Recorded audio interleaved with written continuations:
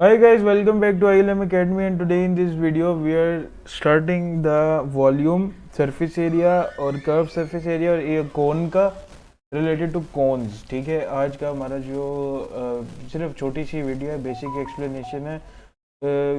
Main आप लोग को ये समझाना है कि हमारी जो नेक्स्ट वीडियो है वो कोन से रिलेटेड होगी, ताकि आप ये वाली वीडियो देख लें और आपको पता लग जाए कोन्स क्या होती हैं।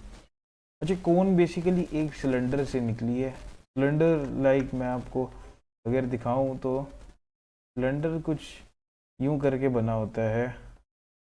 ठीक है, यूं। और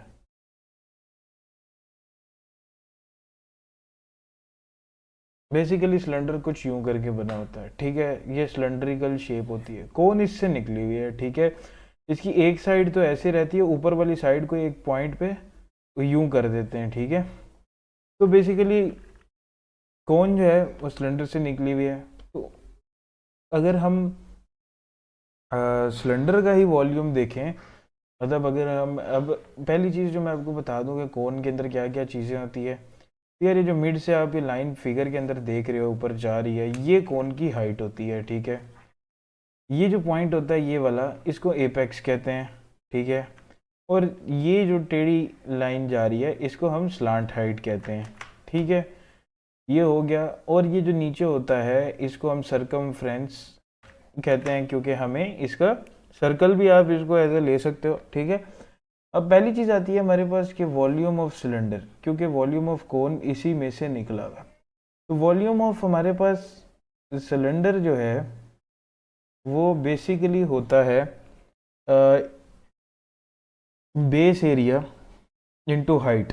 ठीक है, और बेस एरिया क्या होता है? सिलेंडर का बेस एरिया होता है जी पाए। अब बेस क्या है सिलेंडर की? बेस सिलेंडर की है सर्कल। सर्कल का एरिया क्या होता है? सर्कल का एरिया होता है पाई आर स्क्वायर। ठीक है, इनटू हाइट का मतलब ये है मल्टीप्लाई बाय हाइट, तो ये बेस एरिया इनटू हाइट हो गया। ठीक है, ये वॉल्यूम ऑफ सिलेंडर का फॉर्मूला। अच्छा, उसके बाद जो वॉल्यूम ऑफ कोन है ना, उसमें आपने सिर्फ क्या करना है कि ये वॉल्यूम ऑफ कोन है, जो कोन हमने आगे करनी है टॉपिक के अंदर, वो जो वॉल्यूम ऑफ कोन है उसमें छोटी सी चीज़ आपने सिर्फ ऐड करनी है, और वो है 1/3। आगे आपने पूरा सिलेंडर वाला ही लिखना है, पाई आर स्क्वायर इंटू एच। ठीक है, सिर्फ 1/3 ऐड करोगे तो ये वॉल्यूम ऑफ कोन हो जाएगा। ठीक है, अच्छा, दूसरी चीज़ होती है कि curved surface area of cone, मतलब कि जो नीचे वाला गोल हिस्सा होता है, अगर हमने इसका सरफेस एरिया निकालना है तो हम कर्व्ड सरफेस एरिया किस तरह निकालें, क्योंकि कभी कभी क्वेश्चन के अंदर वो कहता है कि कर्व्ड सरफेस एरिया निकालना है। ठीक है, तो कर्व्ड सरफेस एरिया निकालने का जो तरीका होता है वो होता है पाई आर एल।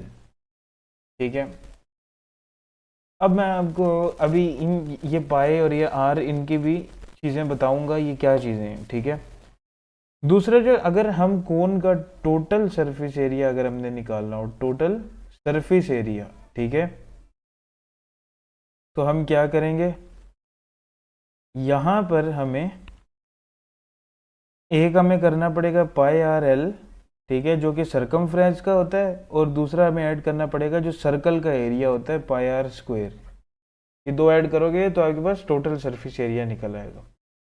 अच्छा, अब बात ये है कि आप पूछोगे कि ये पाई और ये आर ये क्या चीज़ है। तो यार, इन फार्मूलाज में जो एच है वो हाइट के लिए यूज़ होता है। ठीक है, सेकेंडली जो आपका पाई है, या तो उसकी वैल्यू 3.142 ली जाती है, या फिर उसकी जो वैल्यू है वो 22/7 ली जाती है। ठीक है, इनमें से कोई भी एक वैल्यू ली जाती है। ठीक है, ये फिक्स्ड होती है पाई की। अच्छा, दूसरी चीज़ आपने ये तो सुनी होगी, डी से डायामीटर होता है। ठीक है, डायामीटर होता क्या है?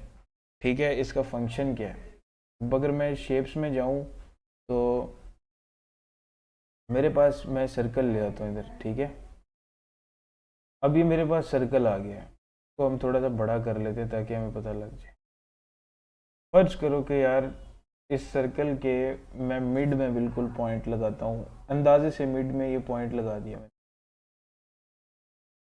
अब इस पॉइंट से अगर मैं ये लाइन पूरी गुजारूं, पूरी जो सर्कल को हाफ करती हो जो लाइन, उसको हम कहते हैं डायामीटर, ठीक है। और अगर मैं इस लाइन का हाफ कर दूं, इस लाइन के हाफ मतलब कि मैं सिर्फ इतनी सी लाइन गुजारूं, तो इसको आर कहा जाता है। जो आर ये फार्मूला में लिखा हुआ है ना, वो आर ये होता है, वो आर स्टैंड्स फॉर होता है रेडियस, ठीक है। आर होता है डायमीटर का हाफ, ठीक है।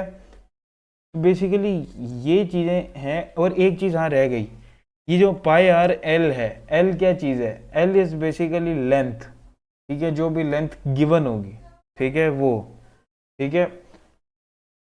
अब ये चीज़ें थी, ये हमारी नेक्स्ट एक्सरसाइज की प्री, जिसे आप कहते हैं कि इन्फोर्समेंट हमने कर लिया है, ठीक है, ताकि हमें एक्सरसाइज सॉल्व करते हुए इशू ना आए, फॉर्मूला से हम गो थ्रू हो गए हैं, ठीक है। तो यार ये छोटी वीडियो थी ऑब्वियसली, क्योंकि सिर्फ एक्सप्लेनेशन वीडियो थी। तो इस वीडियो के लिए इतना ही, मिलता हूँ नेक्स्ट वीडियो में क्वेश्चंस के साथ। तब तक के लिए please like and subscribe my channel.